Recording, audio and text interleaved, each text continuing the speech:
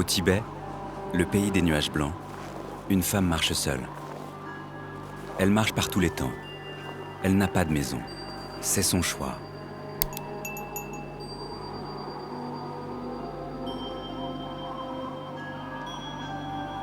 Elle s'appelle Annie Riksang.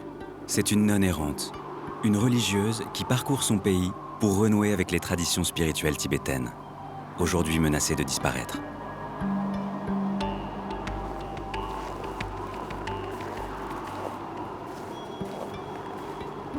Le Tibet m'a toujours fasciné, et je n'ai eu de cesse de le filmer. Il y a 15 ans, j'ai fait la connaissance d'Annie. À l'époque, elle était dans un couvent près de Lhasa. Mais depuis, elle l'a quitté et repris contact avec moi. Elle me raconte qu'elle cherche à rejoindre un temple lointain dans les montagnes de l'Est. Un lieu sacré où est encore enseignée une forme de yoga ancestrale que l'on nomme le chemin des vents. Annie me propose de l'accompagner et d'être le témoin privilégié de son périple.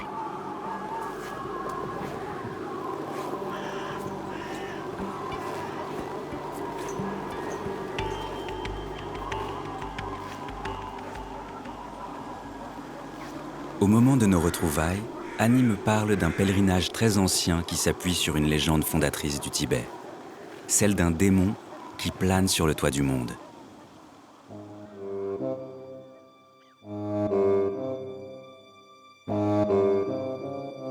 Selon cette légende, ce démon gigantesque recouvre l'ensemble du Tibet. C'est lui qui serait responsable de la souffrance des hommes. Pour le vaincre à jamais, il y a 1500 ans, le roi Songtsen Gampo décide d'ériger 12 temples sur les points névralgiques de son corps. Il ordonne à une armée de prêtres guerriers de continuellement marcher et méditer à travers ces lieux stratégiques pour anéantir sa puissance maléfique.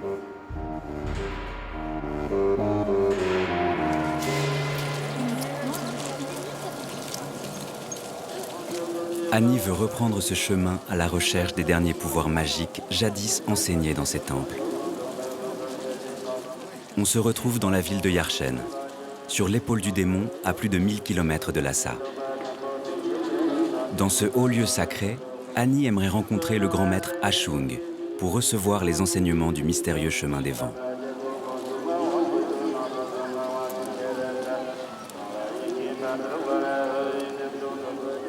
Hélas, s'il y a tant de fidèles aujourd'hui, c'est pour commémorer la mort du grand maître, représenté par sa statue de cire. Nous arrivons donc trop tard. Cela fait déjà quelques semaines qu'il est mort.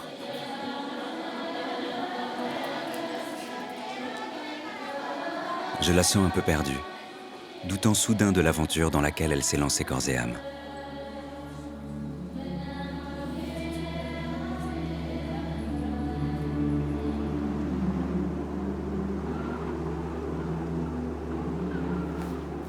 Nous quittons Yarchen un peu désemparés, mais Annie ne renonce pas à son voyage. Nous partons vers Lhasa, le cœur du Tibet sacré.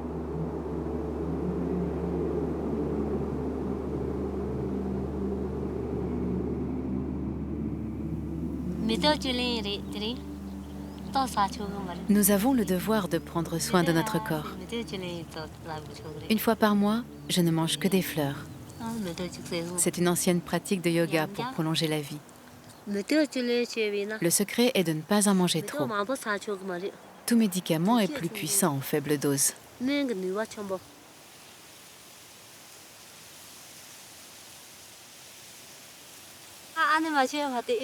Quand j'étais plus jeune, je voulais être guérisseuse.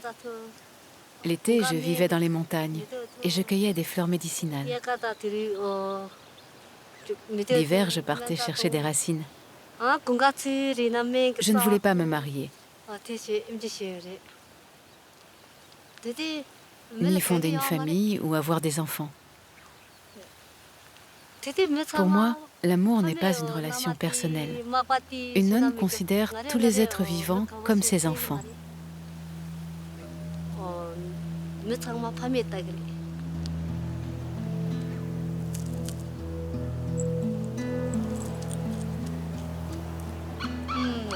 Allez, il est temps de se remettre en route.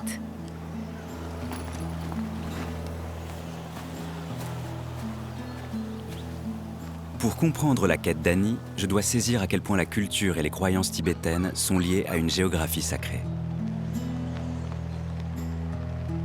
En effet, dans la culture tibétaine, la Terre est remplie et traversée d'énergie. Ces énergies souterraines, en perpétuel mouvement, remontent parfois à la surface dans certains lieux, comme dans les fameux temples de la légende. C'est sur ces lieux puissants qu'il faut méditer. C'est sur ces lieux que l'homme peut rentrer en communion avec la Terre pour apaiser le démon.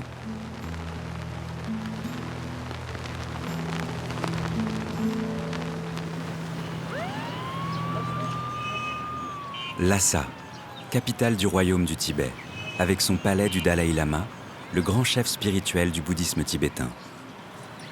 Chassé par les autorités chinoises, il vit en exil depuis 1959 et son palais a été transformé en musée de la République populaire de Chine.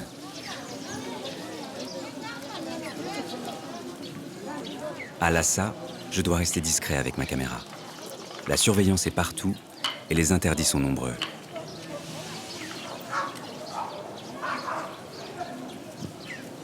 La ville n'a pas été construite n'importe où. Dans la culture tibétaine, toutes les énergies qui parcourent la Terre convergent à Lhasa. C'est le cœur spirituel du Tibet. Pour arriver ici, certains pèlerins se prosternent à travers tout le pays.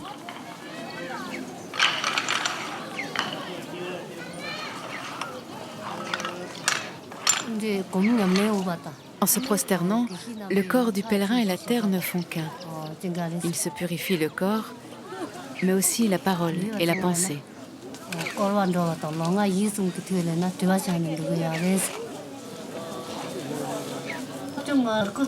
Pendant la révolution culturelle des années 60, la plupart des temples ont été détruits et les traditions perdues. De nombreux lamas, nonnes et moines se sont retrouvés à la rue, mais le temple le plus sacré, le temple du Jowo, a été épargné.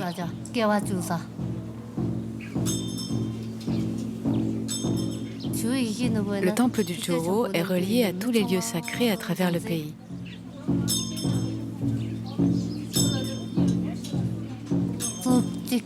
Quand je visite ce temple pour allumer les lampes de beurre, je me sens connectée à tout. J'ai l'impression d'entendre battre le cœur du démon.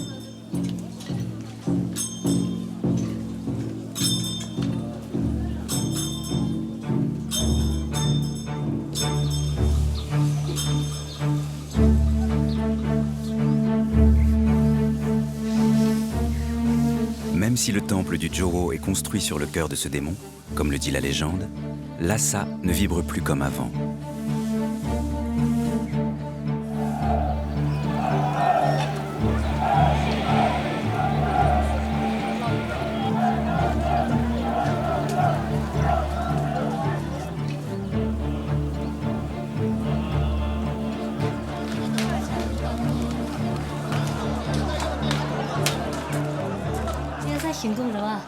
Les Occidentaux imaginent toujours Lhasa comme une cité sacrée.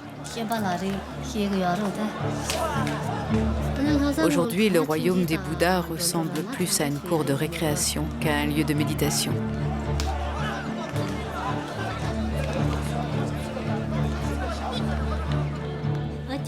Je ne m'habille plus en nonne. J'ai laissé pousser mes cheveux. Comme ça, on me laisse tranquille.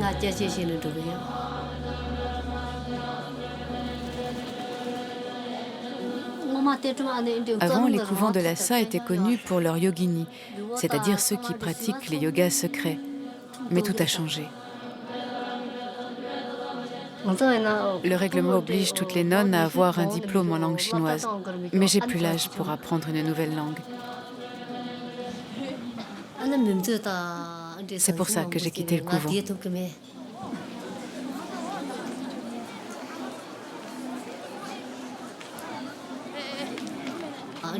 Et puis, je ne trouvais plus ma place ici. Je ne pouvais plus méditer dans ce poulailler.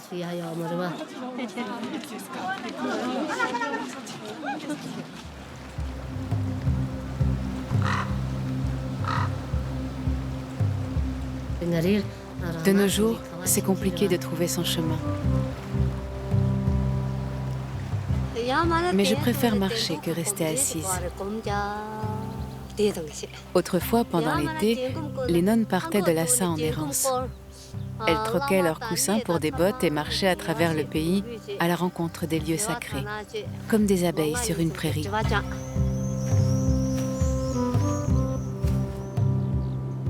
Nous quittons Lhasa et partons vers l'est, vers la région du Kham, en partie annexée par la Chine en 1951, après la révolution culturelle. Depuis quelque temps, on observe un retour des croyances dans cette région. C'est ainsi que la légende du démon qui recouvre le pays peut ressurgir doucement.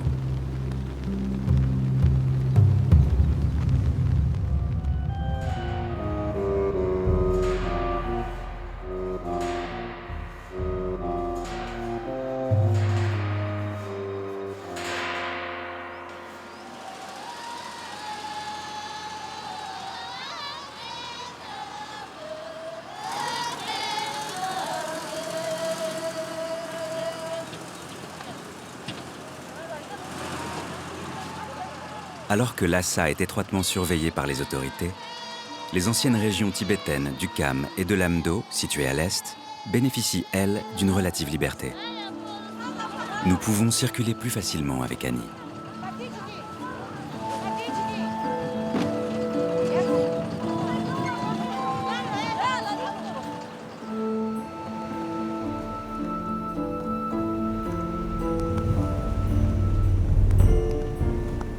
Les nonnes, avec qui nous avons fait la route dans le camion, nous indiquent le chemin.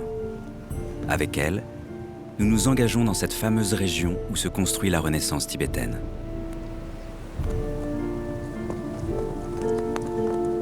Ces femmes qui prient espèrent toutes bénéficier des enseignements de la Cité rouge de Serta, où vivent plus de 20 000 religieux et pratiquants.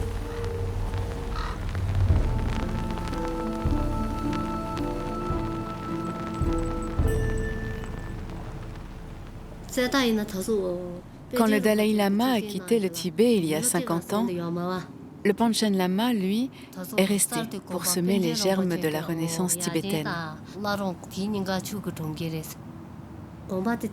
Il a convaincu les autorités chinoises de construire ici une académie bouddhiste pour préserver la culture tibétaine.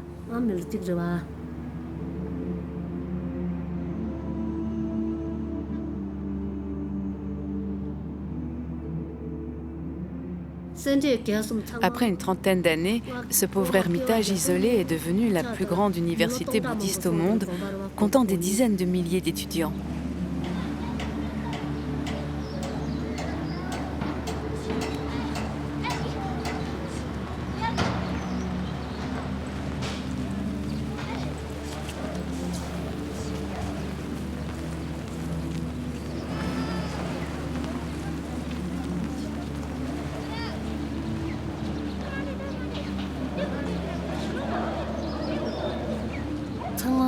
Il y a tellement de choses que j'aurais voulu apprendre. Comment guérir les maladies, comprendre la formation de la Terre, la distance jusqu'aux étoiles.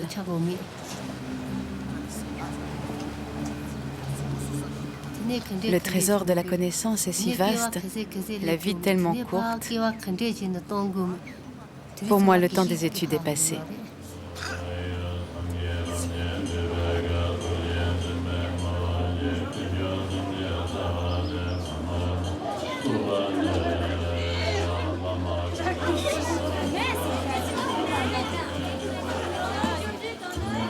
Ici à Serta, Chinois et Tibétains étudient ensemble.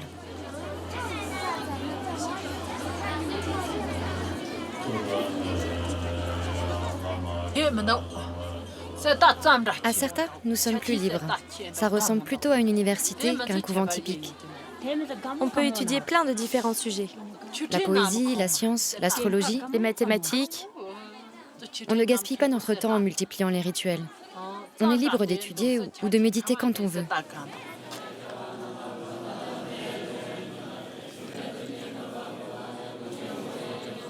Dans cette région du Kham, je peux me rendre compte à quel point Chinois et Tibétains se côtoient. Même si cela peut paraître surprenant, aujourd'hui, ce sont les Chinois qui soutiennent financièrement l'Académie bouddhiste afin qu'elle puisse se développer et continuer d'exister.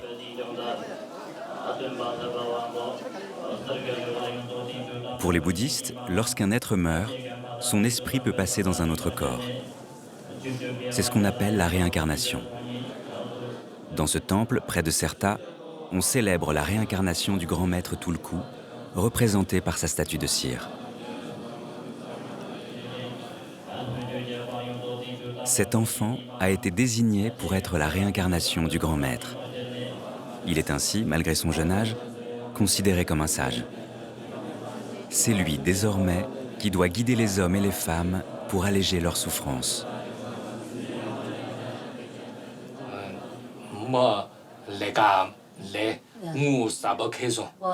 Nous, les Chinois, sommes riches maintenant. Mais on est restés pauvres d'esprit. Avant, on nous disait que la religion, c'était du poison. Mais quand quelque chose nous est interdit, on devient naturellement curieux. Avec les nouvelles libertés dans la province de Qinghai, les Tibétains ont répandu leurs croyances en Chine.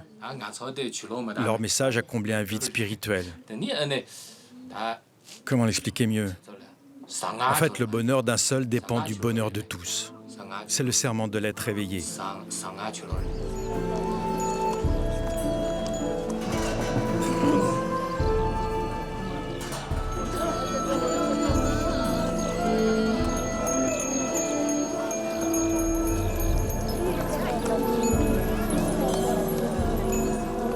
Ce qui me fascine dans la tradition tibétaine, c'est que les hommes et les femmes meurent et se réincarnent indéfiniment.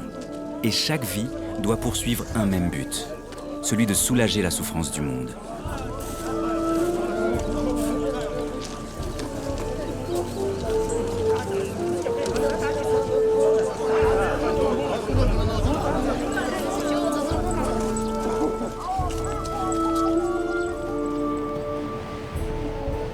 Annie et moi reprenons notre marche sur le corps du démon, poursuivant notre quête vers le couvent secret. Le bouddhisme enseigne que l'homme est le reflet de la nature. Comme elle, nous sommes soumis à des humeurs, bienfaitrices à certains moments, mais sombres et meurtrières à d'autres. Pour vivre avec ce côté obscur et le maîtriser, le sage doit parfois méditer dans les lieux qui inspirent la fascination, mais aussi la terreur.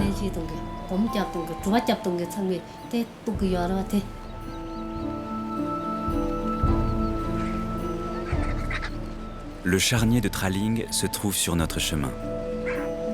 Ici, le corps des morts est offert aux vautours comme des funérailles célestes. Annie m'explique que c'est un portail vers le royaume des morts.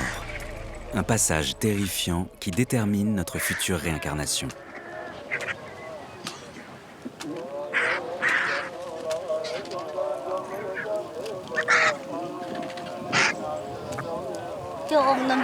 Quand les oiseaux ne montrent pas trop d'envie de manger le cadavre, c'est un mauvais présage pour le défunt.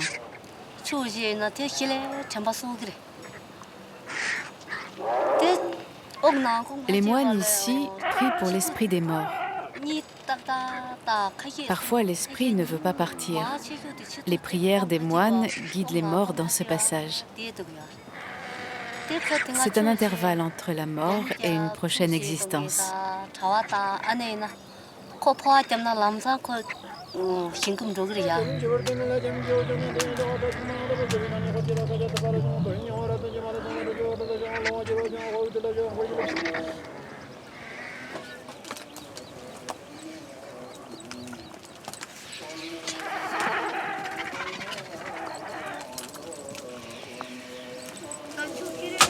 Les oiseaux sont-ils dangereux? Non, mais ils aiment mordiller un peu.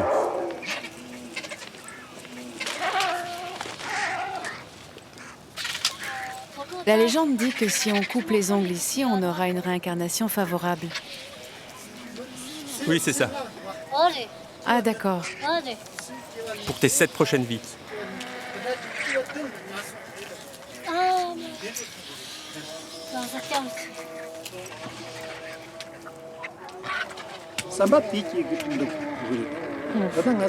Quand je découpe les cadavres, j'essaye de faire preuve d'une vision pure, imaginant les vautours comme des fées descendant du ciel pour participer à un festin sacré.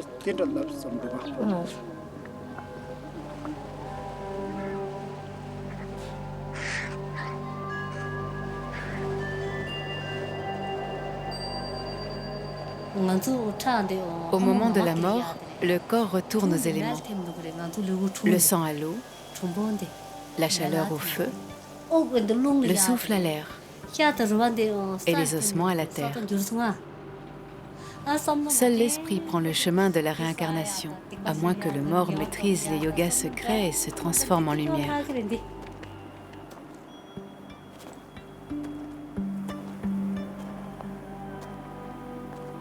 Cette transformation reste pour moi le plus grand mystère tibétain. D'après les récits, le corps du défunt disparaît totalement dans un halo de lumière et son esprit devient alors immortel, rayonnant à travers toute chose. C'est un passage ultime pour soulager la souffrance des êtres. Selon cette croyance, seule la pratique des yogas secrets permettrait d'atteindre cette transformation et conduirait ainsi à l'immortalité.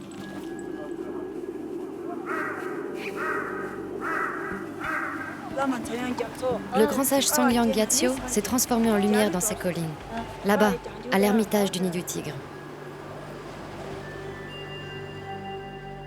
Cet ermitage fait partie de l'itinéraire d'Ani. C'est un de ces lieux où l'énergie remonte à la surface de la Terre. Un lieu qui permet d'accéder à une méditation plus intense pour les initiés.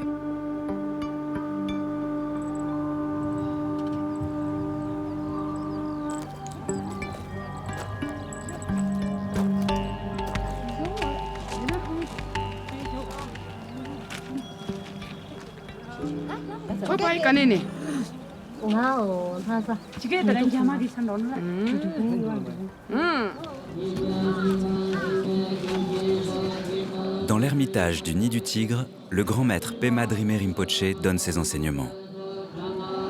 Nous obtenons une audience. Ani, en proie au doute, souhaite savoir si sa marche a autant de valeur qu'une vie en monastère. Je parcours le pays à la recherche de ces enseignements particuliers. Tu viens d'où? De Jigru, près de Lhasa. La liberté se trouve à l'intérieur de toi-même. Il n'y a pas d'enseignements miracles qui vont te sauver. Retourne à ton couvent à Lhasa et continue de méditer sur ton coussin jusqu'à ce que tu comprennes la nature de ton esprit.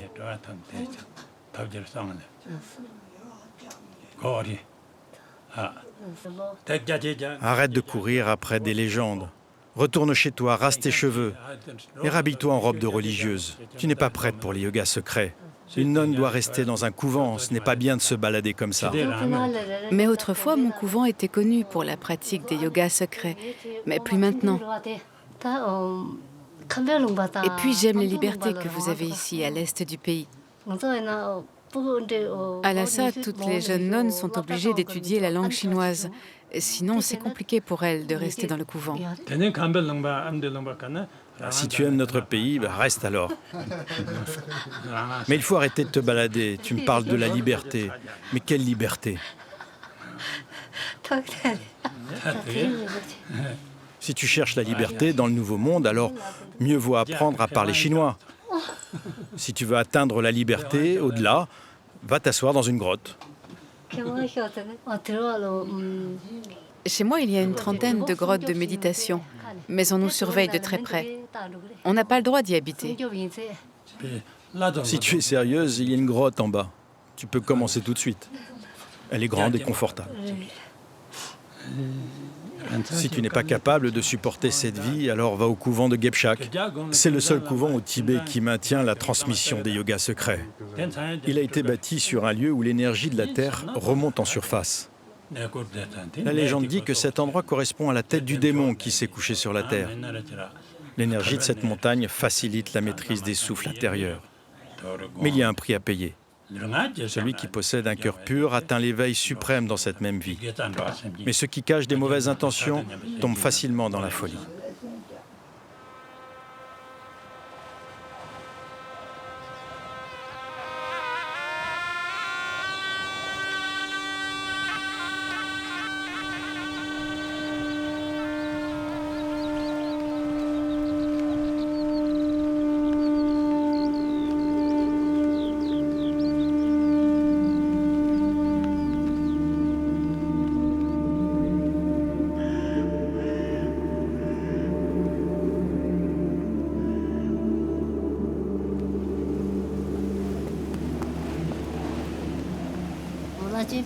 Le maître Padma m'a envoyé sur la montagne, observer la nature de mon esprit.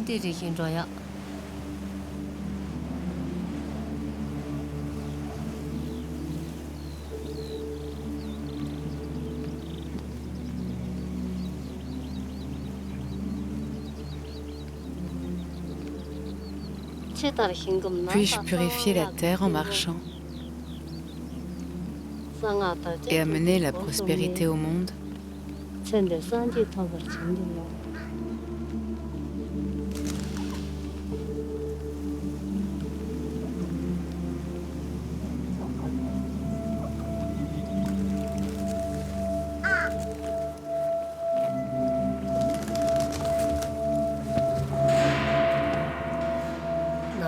Le chemin semble interminable et les manifestations du démon si nombreuses.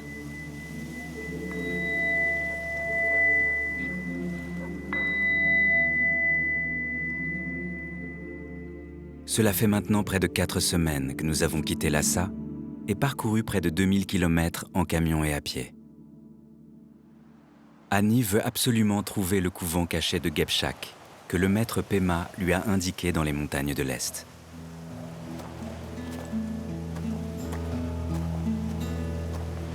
Le chemin est encore long et l'été touche à sa fin. C'est mon rêve de me retrouver sur ce lieu légendaire, ce couvent qui transforme ces femmes en immortelles.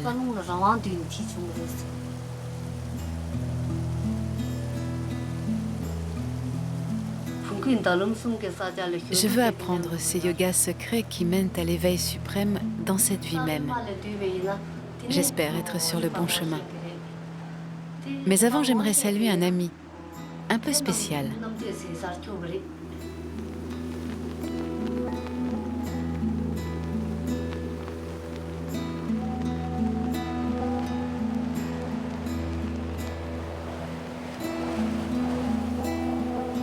Pour Annie, cette marche est autant un acte physique qu'un acte de l'esprit. Je pense que c'est une façon de revendiquer sa liberté et son identité. En même temps, je pense qu'elle aimerait me montrer qu'en marchant sur ce démon, elle redéfinit les frontières de l'ancien Tibet.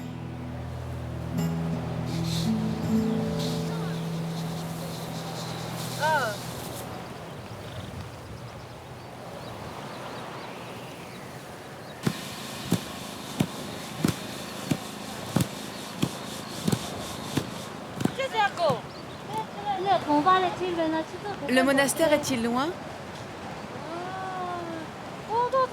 C'est pas loin. Remonte la rivière et passe le col.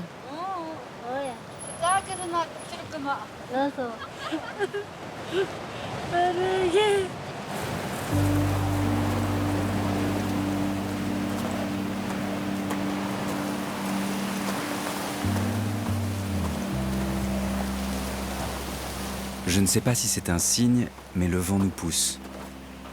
Il nous pousse dans la direction d'un lac sacré, situé dans le creux de l'épaule du démon.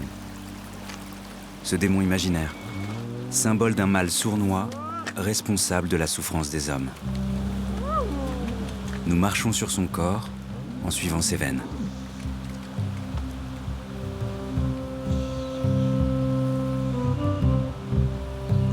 De crête en vallée, de monastère en monastère, Annie poursuit sa quête. Elle cherche le couvent caché de Gebshak, où serait pratiqué le yoga du chemin des vents.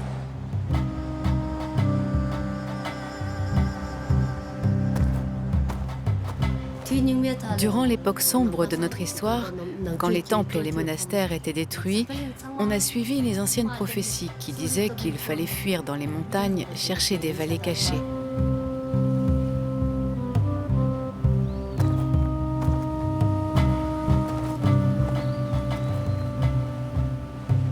Le lac Liyong est une forteresse naturelle, un paradis terrestre pour la fin des temps.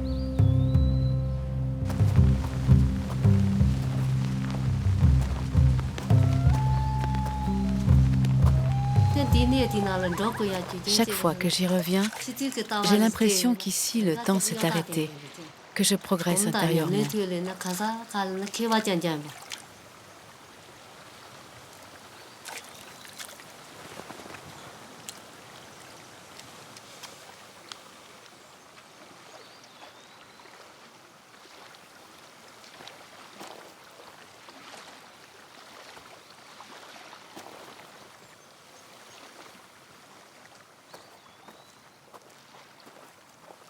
Un ermite habite par là, le lama d'Orgyal.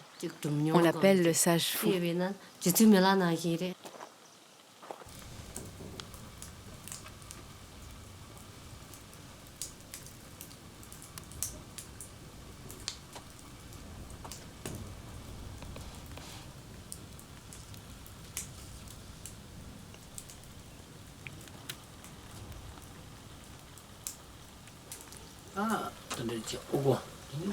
Le serment du yogi est de voir tous les êtres comme ses propres parents.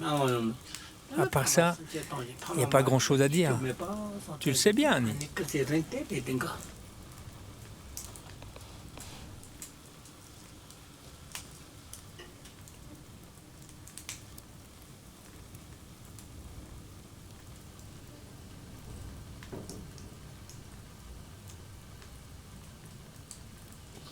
Pouvez-vous m'en dire plus?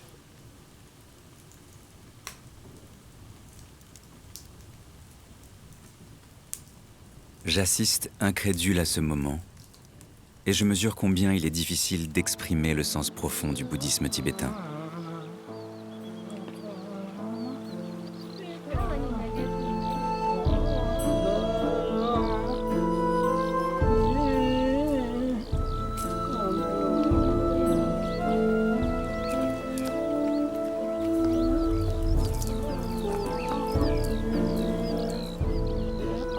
Prenons ces cailloux en offrande, Annie. Quand on ne possède rien de valeur, on offre des cailloux en imaginant que ce sont des diamants.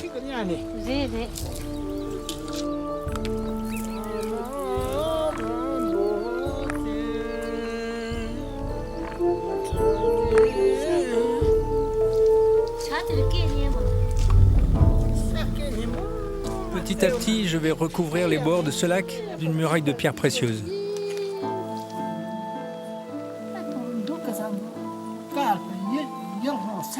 Il n'y a vraiment rien à trouver. Tu comprends? Oui, je crois. Ah, Oui. tu comprends. Oui. Que tu comprennes ou non, ça ne change rien. La nature de l'esprit reste inchangée, vide et lumineuse. Insondable, mais toujours présente. On ne peut la reconnaître que par son parfum de compassion.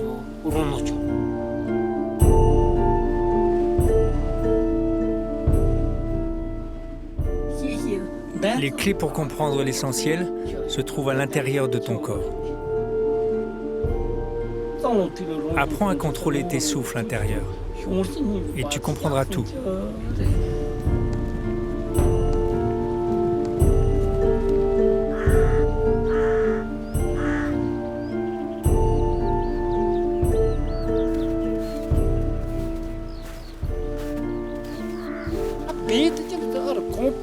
Tu vois là-haut, j'ai trouvé des grottes cachées, des endroits puissants où il est possible de rentrer en méditation sans effort.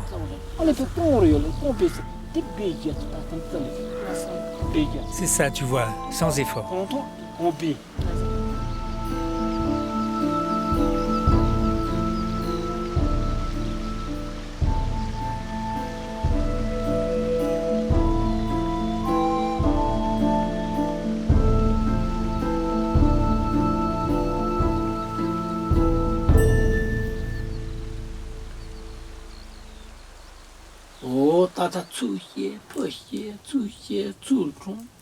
Il faut mêler la finesse à la force, comme quand tu traies une yak.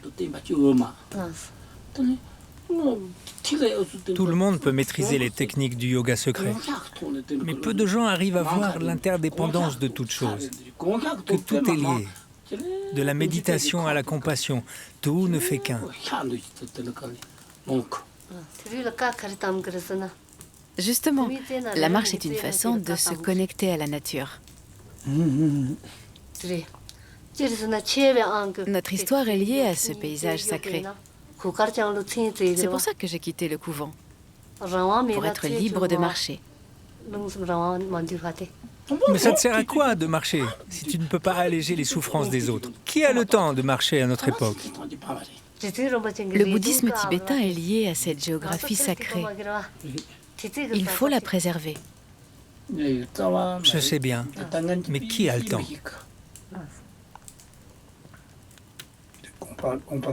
Dans ma jeunesse, j'étais violent.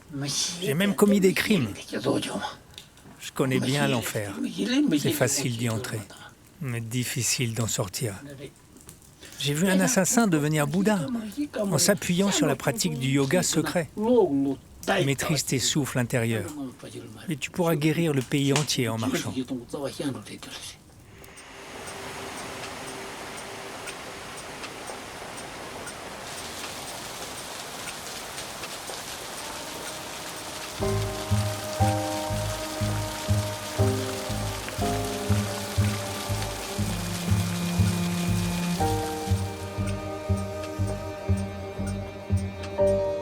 La géographie du Tibet est sacrée, et cela se sent. Mais c'est également un pays avec ses démons. Le sage fou a l'air d'en avoir connu certains. À 70 ans, il se remet en marche pour atteindre Lhasa, le cœur du démon. Arrête, j'ai pas besoin de pognon. Vous, les moines savants, continuez vos études. Moi, je vais me prosterner sur plus de 2000 km, jusqu'à Lhasa. Je vais guérir ce pays, divisé à l'intérieur de mon propre corps. Et en même temps, apaiser celui du démon. Ce sera ma pénitence. Prions pour aller jusqu'au bout de ce voyage. Que la marche purifie mes péchés.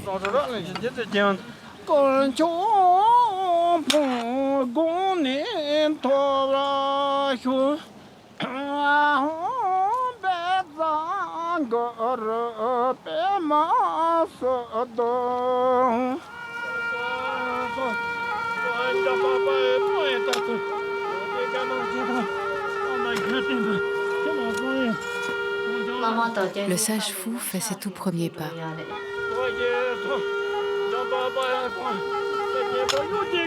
Il se prosterne en passant par les temples bâtis par le roi tibétain pour immobiliser chaque membre du démon.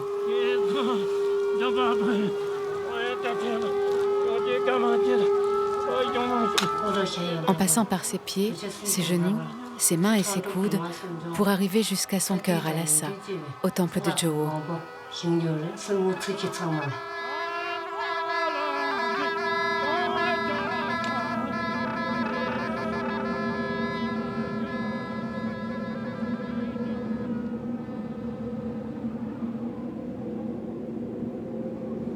Annie et moi quittons le chemin du sage fou pour reprendre notre route. Lui part vers Lhasa, à l'ouest, et nous à l'est. Nous continuons de monter vers la tête du démon, comme nous l'a indiqué le grand maître Pema Drimé Rinpoché.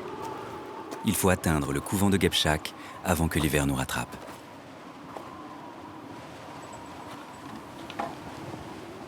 Y a quelqu'un ?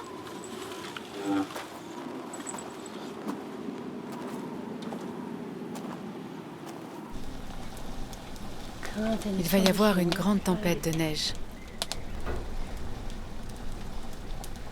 Ça va sûrement être difficile de franchir la montagne.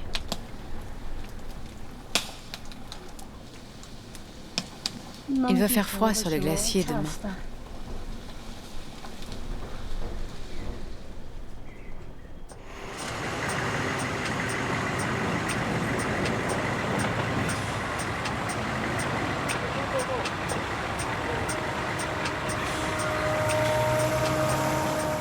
Le Tibet, c'est aussi le pays des nuages blancs, le toit du monde.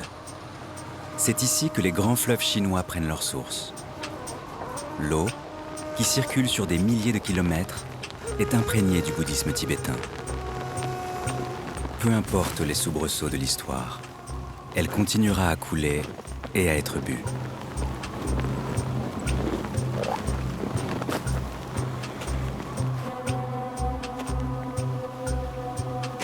Nous nous dirigeons vers le couvent de Gepchak, où un miracle s'est réalisé récemment. Il se trouve qu'une nonne, à la fin de sa vie, s'est transformée en halo de lumière. Annie et moi voulons comprendre comment cela est possible.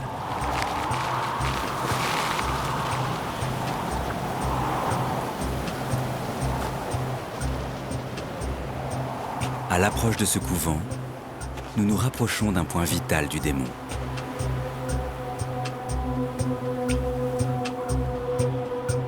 Au moment où nous passons le dernier col, nous sommes entre ses deux yeux.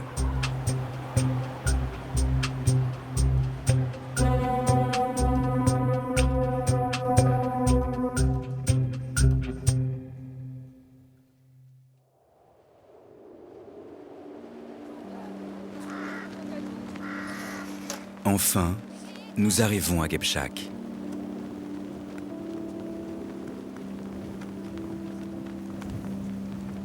Je suis admiratif de ces nonnes qui, pour trouver l'éveil, vont jusqu'à s'isoler dans ce milieu si rude.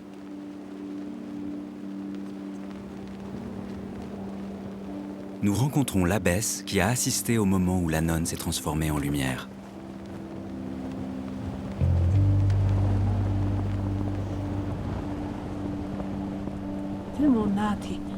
C'était ma grande sœur. Elle est morte en position de méditation. Je lui ai demandé si elle souffrait, mais elle s'est mise à rigoler. Des lumières sont apparues autour d'elle. Je pouvais la soulever avec une seule main, comme une poupée.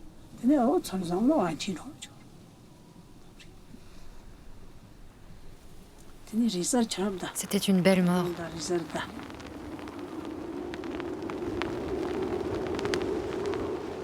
Une mort que nombre d'entre elles rêvent d'atteindre. Elle signifie que c'en est fini du cycle des réincarnations. Cela donne de l'espoir à toutes ces nonnes, comme à Annie, qui cherche à rejoindre cette destinée.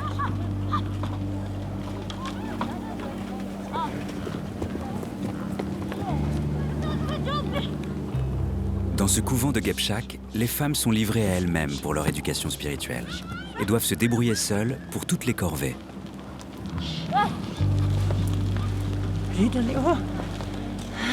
Elles sont en autonomie complète avec leur troupeau de yaks qui leur fournit le lait, le beurre, mais aussi le combustible à partir des bouses sèches. Ici, à cette altitude, il n'y a pas de bois. La vie est rude et les exercices des yogas secrets, difficiles à maîtriser.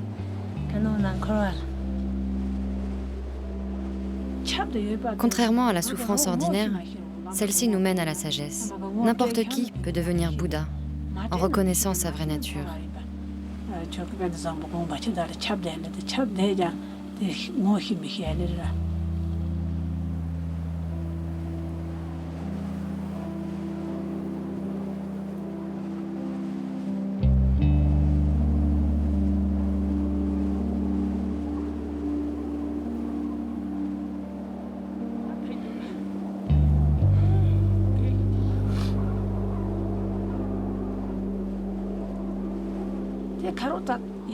Je n'ai pas trop étudié la philosophie. Je ne suis qu'une simple nonne qui essaye de respecter ses vœux. L'éducation est rudimentaire chez nous. Mais étudier trop peut aussi devenir un obstacle pour la méditation.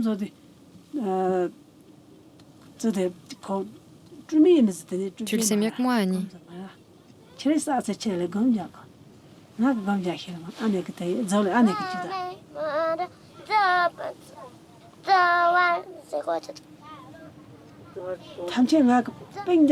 Nous éduquons nous-mêmes nos petites sœurs.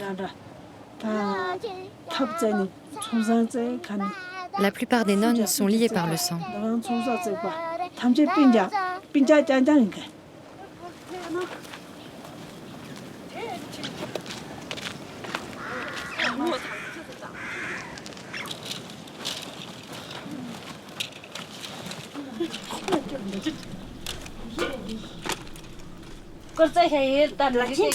Sans les yaks, on ne pourrait pas vivre ici. Leur bouse, c'est notre seul carburant pour nous chauffer et faire la cuisine.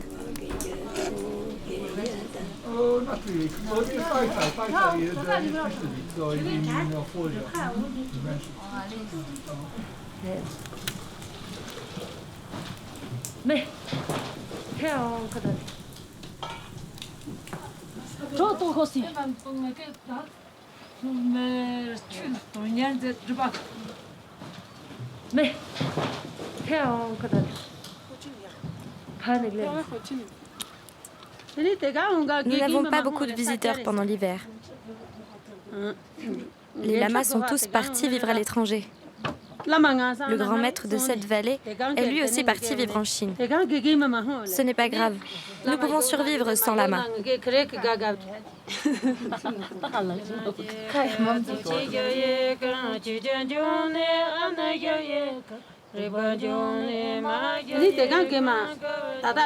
La transmission du yoga du chemin des vents se fait entre sœurs. Sœur Urgyen Chodron est la plus accomplie parmi nous. C'est une disciple de sœur Sherab Zangmo, celle qui est morte en lumière.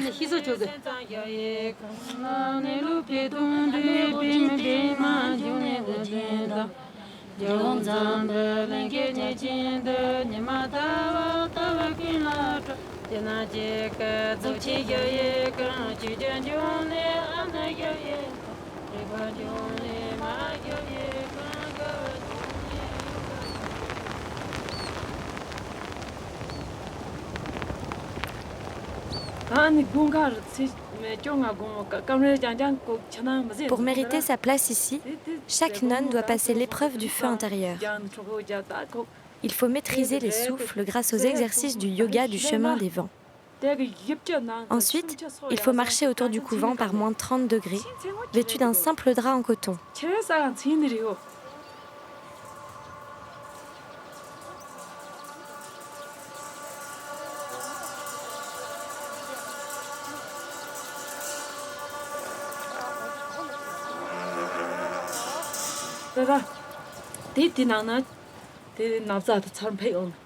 En plus, on trempe 4 fois les draps dans l'eau froide.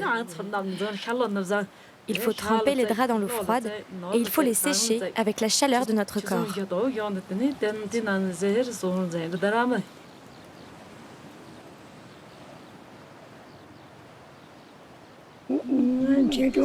Je suis la dernière de ma génération.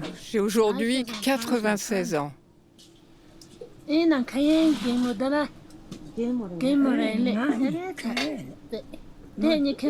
En pratiquant le yoga du chemin des vents, tu vivras longtemps.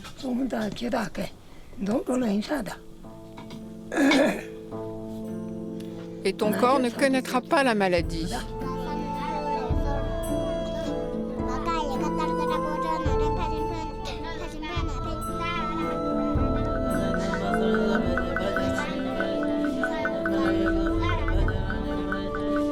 Cette vie austère, sans distraction, loin des grands monastères près des villes, leur permet d'être en méditation permanente. Même la nuit, les nonnes de Gebshak ne dorment pas dans des lits. Elles se reposent, assises dans leur box et pratiquent le yoga des rêves.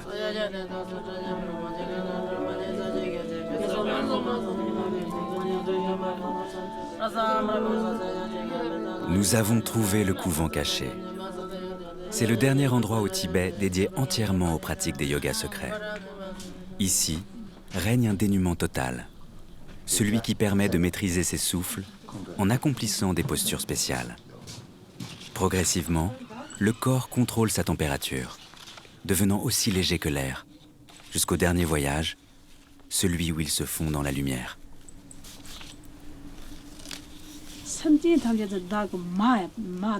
Au-delà des pensées, on ne trouve que l'amour. En voyant le monde souffrir, il y a un immense désir de libérer tous les humains de cet océan de misère.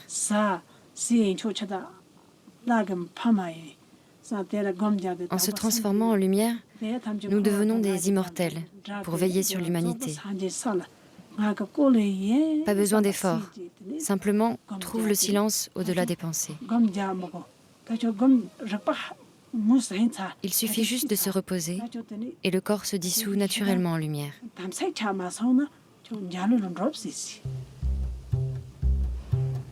C'est comme ça. Pour moi, c'est la fin du voyage.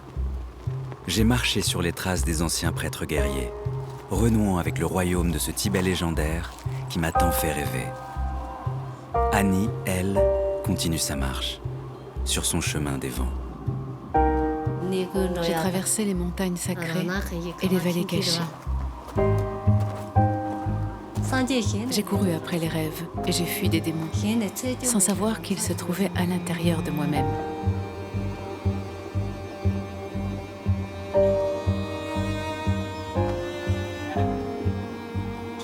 Je m'appelle Annie Ringsong. J'ai prononcé mes vœux à l'âge de 23 ans et je viens d'avoir 55 ans. Le soleil s'est couché sur le Tibet et le grand démon n'est pas vaincu. Alors je n'arrêterai pas de marcher pour le bien de tous les êtres. Je suis une nonne errante.